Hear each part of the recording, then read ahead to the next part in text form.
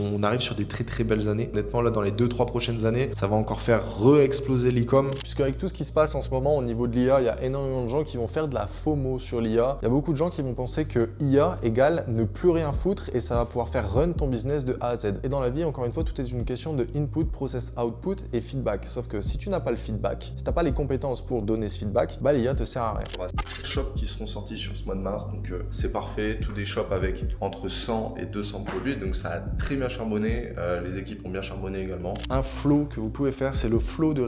Là, j'étais vraiment dans cette phase de construction là sur ce mois de mai. Et après, plus de shop, plus rien, juste du scaling pur et intensif. On se retrouve, on est vendredi cette semaine. J'ai pas eu le temps de filmer, en tout cas la semaine dernière. Donc vous n'avez pas eu de vlog. Du coup, je me rattrape où je fais un vlog un petit peu plus long cette semaine. La semaine dernière, qu'est-ce que j'ai fait? Concrètement, j'ai bossé énormément au niveau de l'e-com.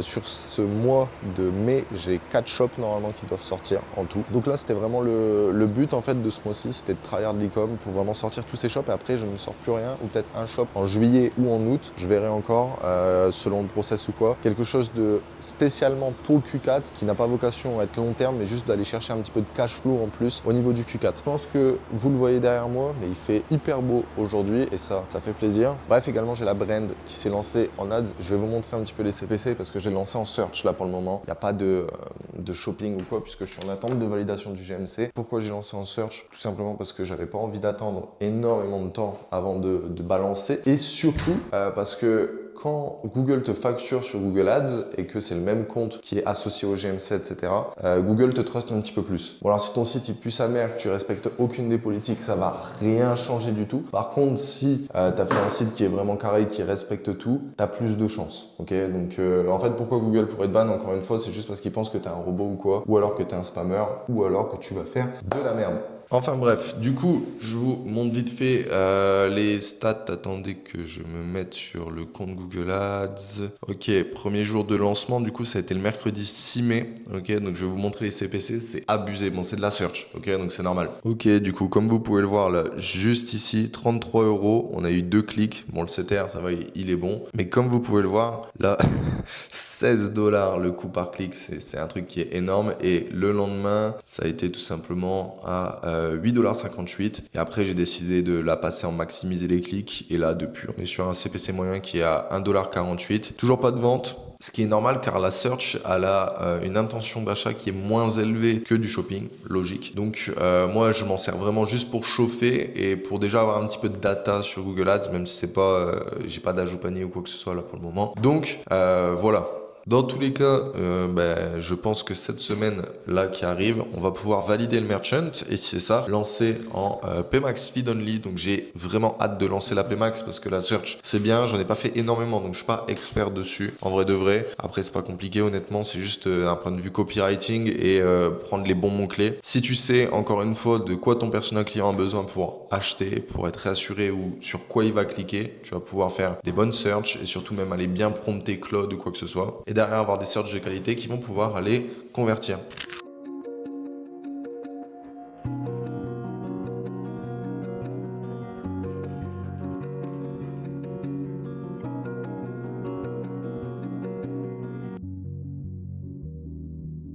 Yo les gars, on se retrouve, on est samedi soir, vous le voyez là, je suis énervé, je suis excité, même s'il est 23h15 là déjà. Bref, surtout, pourquoi? Parce que tout simplement, je vais vous mettre tout simplement les screens, comme ça vous allez voir. On a Ewen qui fait 5400 € de chiffre d'affaires, marge de 30%, donc ça fait un peu plus de 1700 € de bénéfices. Il y a 5 mois en début d'année, il était à 0, premier shop e-com qui fait 1700 € de bénéfices, ultra heureux pour lui, ultra content et moi c'est ce que je kiffe. Également je vous mets un screen de Robin qui fait presque un K-Day. Dommage, je les ai pas atteints, honnêtement ça me fait chier. On aurait pu avoir un petit screen à un K-Day et en ce moment honnêtement il tourne très très bien Robin, donc hâte de voir la suite ce que ça va donner, mais lui on va le scaler très très fort. Également Mathis, premier shop e-com, première vente à 180, enfin pas première vente pardon, mais dans les premières ventes 190 €, nickel, pareil, ultra content. Alassane là qui est en train pareil sur son shop, 1124 € de CA là en quelques jours, donc ça c'est pareil, incroyable, une marge d'enculé en plus honnêtement puisqu'il dépense 20 € par jour là actuellement sur ce shop. Également on a Thomas qui fait une vente en B2B, ça c'est assez rare, c'est la première fois même que vous allez voir une vente en B2B je pense, mais bref, un petit peu plus de 1000 € de bénéfice sur la commande, donc c'est pareil. incroyable. Ruben qui a dépassé les 10K de CA sur son shop. Mathis également qui a fait 524 € là à la journée sur un tout nouveau shop. D'ailleurs Mathis, vous avez dû le voir pas mal de fois, mais là c'est pareil, ça commence vraiment encore une fois à scaler. Enfin bref, là que des wins, donc vraiment content honnêtement des résultats là de tous les élèves. En plus de ça, l'accompagnement est mis à jour chaque semaine. Du coup, pourquoi je dis chaque semaine? Parce que y a les modules qui sortent chaque semaine. Là, je suis en attente et même dans tous les cas, le shop building public il est pas terminé, donc je peux pas finir tout le reste. Mais dans tous les cas, tout le reste c'est vraiment la partie gros scaling qui arrivera. D'ailleurs, jeudi, moi je vais faire un petit live dans l'accompagnement réponse aux questions. Peut-être que je filmerai dans le vlog vite fait 2-3 questions si ça peut vous envoyer de la value. Enfin bref, là que des bonnes nouvelles. Vous l'avez vu dans tous les cas hier, le CPC quand je vous l'ai montré là sur le nouveau shop que j'ai lancé, c'était abusé. Déjà de 1 les CPC au tout début. Mais surtout là, ça y est, ça commence à se stabiliser. Aujourd'hui, on était sur des CPC à 1,54$, un truc comme ça, 1,50$, 2$. Ce qui est plus raisonnable, même si ça reste élevé. Après, on est aux States, donc c'est pas pareil. Je suis sur du product ticket, donc c'est pas pareil. Toujours pas de vente, logique. La search en tout, j'ai dépensé genre 100 balles, donc j'ai pas du tout de data, j'ai rien du tout. Honnêtement, sur ce genre de prod, je pense que je vais devoir peut-être dépenser 400-500 € avant d'avoir la première vente. On verra bien dans tous les cas. Moi, dès que j'ai mon GMC qui est passé, je lance en shopping et je rejoins l'accompagnement du coup de la personne que j'avais dit qui fait du 30M à l'année. Et normalement, elle a des stratégies pour obtenir normalement les ventes plus rapidement, en tout cas les premières ventes, puisque les coûts par achat sur les premières ventes sont toujours ultra élevés. D'ailleurs, je voulais vous parler, il y a l'intégration aussi Cloud avec Shopify et ça c'est pas mal. Alors je sais plus si c'est natif directement, mais tu peux le faire avec un toolkit dans tous les cas. Moi je l'ai testé, c'est plutôt pas mal honnêtement. Il peut te faire pas mal de choses. Après, moi je l'ai pas optimisé et du coup ça m'a coûté quand même assez cher en termes de crédit. Donc c'est cool, ça fait gagner du temps honnêtement. Encore une fois, comme j'en ai parlé dans la vidéo précédente et je crois encore dans la vidéo d'avant, mais là on est quand même dans un tournant, on va dire, au niveau de l'e-com. Enfin, ça reprend de plus belle vraiment sur des années on arrive sur des très belles années. Je pense honnêtement là dans les 2-3 prochaines années, ça va encore faire re-exploser l'e-com. L'e-com avait vraiment explosé de façon de 2020 à 2023. Après, il y a eu une baisse. Genre là, il y a vraiment eu une baisse sur ces 3 dernières années en termes de gens qui s'intéressent à l'e-com ou quoi que ce soit, même si ça reste quand même le business phare. Mais là, je pense qu'on va repartir sur vraiment une montée. En plus de ça, je sais pas si vous voyez les news ou quoi. Moi, je vois rarement les news, mais là, j'ai vu qu'il y avait l'antavirus ou un truc du genre. Ça se trouve, on va se retaper un confinement. Et si on se retape un confinement, autant vous dire que ça va faire énormément d'argent si c'est le cas. Bon, je le souhaite pas, hein. Honnêtement, je le souhaite pas, mais si c'est le cas, autant vous dire qu'il y a une opportunité à prendre si c'est ça. Bref, tout ça pour dire que ultra content des résultats des personnes de l'accompagnement. D'ailleurs, je te fais l'appel à l'action, mais si tu souhaites rejoindre l'accompagnement, premier lien en description pour réserver un appel. Ce sera mon associé qui prendra le call et pas moi. Dans tous les cas, c'est juste pour voir si oui ou non on peut t'accompagner parce que je prends pas tout le monde en accompagnement. Ma stratégie ne fit pas avec tout le monde, ce qui est normal. Donc, on sélectionne du coup chaque profil. Bref, moi, je vais aller continuer un petit peu de taffer et puis je vous reprends sûrement demain ou après-demain. Yo les gars, on se retrouve, on est lundi soir. Je voulais vous parler d'un sujet qui me paraît ultra intéressant, surtout en ce moment. Puisque avec tout ce qui se passe en ce moment au niveau de l'IA, il y a énormément de gens qui vont faire de la FOMO sur l'IA, ou alors que l'IA c'est révolutionnaire. Alors oui, l'IA c'est révolutionnaire, mais ça te fait gagner du temps, et surtout, en fait c'est vraiment révolutionnaire quand tu fais déjà de l'argent. Il y a beaucoup de gens qui vont penser que IA égale ne plus rien foutre, et ça va pouvoir faire run ton business de A à Z. Or, l'IA est pas encore assez intelligente, et surtout assez puissante pour aller faire run ton business de A à Z. Sauf si tu lui demandes énormément de contexte ou quoi que ce soit. Or, quand tu as quelque chose qui est de 0 ou même à 1000 €, tu vois, par exemple mensuel, tu vas pas faire grand chose, tu vas pas aller améliorer énormément de choses. Et donc, il y a énormément de gens qui vont se casser la tête à penser aller utiliser de l'IA ou quoi que ce soit. Et honnêtement, j'utilise de l'IA, mais je vois énormément de personnes qui utilisent l'IA tous les jours, mais de manière intensive, comme si c'était la chose révolutionnaire. Et il y a énormément de personnes qui pensent que l'IA, c'est vraiment révolutionnaire, que ça va leur faire gagner des milliers d'euros, alors qu'ils sont à 0. L'IA, c'est un amplificateur. Et donc, c'est un amplificateur de productivité, c'est un amplificateur de ce qui fonctionne déjà. Sauf que, encore une fois, si tu as 0, ça sert à rien de FOMO sur de l'IA. L'IA, tu le rajoutes quand ça fonctionne déjà. Alors, encore une fois, oui, tu gagnes du temps, tu gagnes potentiellement de l'argent à faire des choses avec de l'IA, mais je le vois personnellement, il y a beaucoup de personnes qui vont faire des mini SaaS ou je ne sais quoi au niveau de Shopify pour derrière avoir des choses automatisées. Je pense par exemple en SEO à des blogs ou quoi que ce soit, mais le taf, il est même pas bien fait en fait. Parce que tu peux envoyer du 100% à l'IA, mais si le taf derrière, en fait, il sert à rien, tu as juste automatisé automatiser quelque chose qui ne fonctionne pas. Tu dois automatiser quelque chose qui fonctionne déjà et qui rapporte déjà de l'argent. Et donc, je pense à cet exemple-là de blog, puisque j'ai un pote qui a fait ça, mais il a automatisé ses blogs, alors qu'au final, ses blogs ne lui rapportent zéro, vraiment zéro. Et en fait, il sait même pas faire un blog à la main, en fait, de base. Donc, comment veux-tu automatiser quelque chose que tu ne sais pas faire à la main? Et moi, ça me paraît logique, mais il y a trop de gens qui veulent tout remettre sur l'IA en pensant que l'IA va révolutionner, va résoudre leurs problèmes. Sauf que l'IA, c'est un game de input. Et si tu n'as pas les inputs, si tu n'as pas les connaissances, l'IA va pas pouvoir faire le travail à ta place. Enfin, elle va pouvoir le faire, mais elle va le faire mal, puisque tu n'as pas la capacité de juger ce que l'IA t'a rendu. Et dans la vie, encore une fois, tout est une question de input, process, output et feedback. Sauf que si tu n'as pas le feedback, si tu n'as pas les compétences pour donner ce feedback, bah l'IA te sert à rien. Je vais prendre un autre exemple, mais dans le copywriting, il y a énormément de gens qui vont dire « Ah putain, mais Claude, c'est largement meilleur que ChatGPT » et je suis d'accord, Claude est meilleur en termes de copywriting, mais si tu ne sais pas juger le copywriting, si toi-même tu n'as pas de compétences, comment veux-tu savoir si oui ou non tu as un bon copywriting? Et je le vois énormément, que ce soit au niveau de l'e-com ou même d'autres business, quand c'est du full IA, ça se voit. Peu importe que tu le promptes ou quoi que ce soit, tu dois avoir cette compétence, tu dois avoir cette jugeote de savoir si oui ou non l'IA en fait a bien fait son travail. Et pour moi c'est logique, mais juste ça sert à rien de FOMO avec l'IA. Pour le moment on n'en est pas au point où ça va tout faire de A à Z et c'est révolutionnaire. C'est juste un gain de temps et un amplificateur de ce qui fonctionne déjà.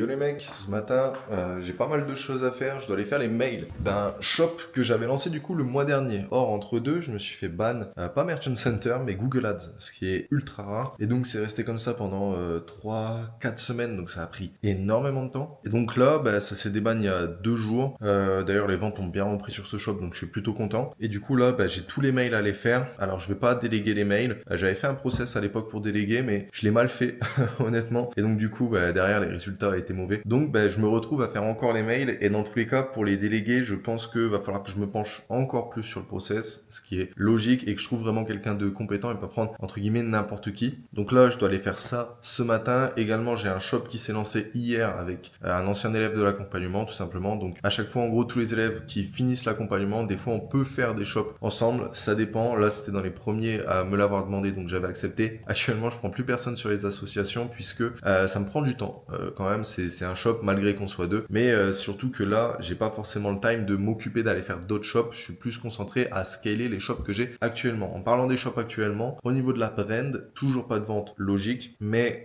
pour le moment le merchant est accepté, donc j'ai pas envie de me porter l'œil, mais potentiellement que je vais pouvoir lancer les ads en performance max cette semaine. Et également cette semaine je dois avoir un autre shop qui va se connecter au GMC, et la semaine prochaine j'en ai 2 ou 3, je ne sais plus. Et après ça, normalement, une fois que tous ces shops sont terminés, je suis tranquille, je ne fais plus de shop. Là, j'étais vraiment dans cette phase de construction là sur ce mois de mai. Et après, plus de shop, plus rien, juste du scaling pur et intensif. Enfin, plus rien. Ça se trouve, je me trompe et je vais vouloir refaire des shops. Mais je pense pas honnêtement, juste je vais être sur une phase là de scaling au lieu de build. Enfin bref, ce qui fait que sur ce mois de mars, ça aurait été ultra productif honnêtement. Normalement, j'aurais fait, il y aura 5 shops qui seront sortis sur ce mois de mars. Donc c'est parfait. Tous des shops avec entre 100 et 200 produits, donc ça a très bien charbonné, les équipes ont bien charbonné également, donc très content du résultat. Et donc là, je vais aller faire mes mails.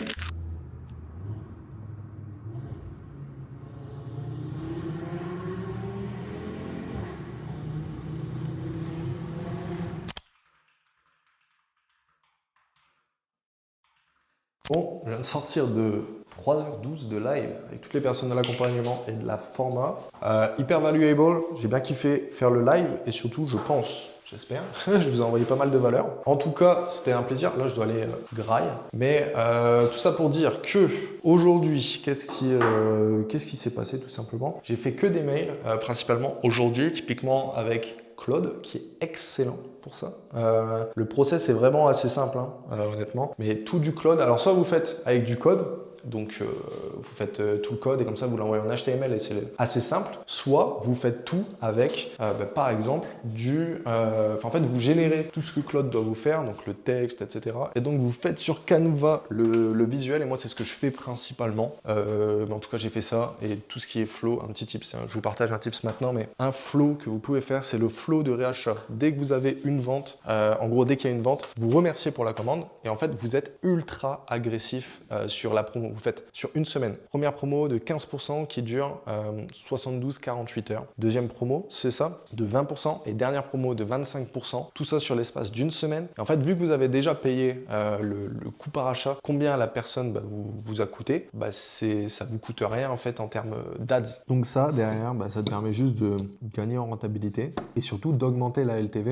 En fait, augmenter aussi l'AOV du coup de ton client, mais surtout ça en fait, l'AOV. Parce que ton client, tu l'as payé peut-être 20 balles. Et donc là, le but, c'est juste de maximiser du coup déjà sa LTV, vraiment combien il va dépenser chez toi. Et donc ça, c'est le meilleur truc et ça te permet vraiment juste d'aller rechercher un petit peu de vente en plus. Et c'est toujours ça de prix, honnêtement. Et ça te permet vraiment, en fait, surtout, si je dois te donner un pourcentage sur ce flot de réachats, je dirais que sur 10% des 10, 15, 20% des commandes, allez, il y a quelqu'un qui va réacheter parce qu'on fait une offre ultra agressive. C'est comme ton after sell. Ton after sell fait une offre ultra agressive. Moi, ce que je fais, c'est que je fais 15% et après, je fais 25% en cas d'acceptation ou alors de refus. Tu fais ça avec l'application Resell, c'est le mieux et ça fonctionne très très bien. Bref, moi, je vais graille et surtout après, je vais aller retaffer et on se retrouve sûrement tout à l'heure ou demain.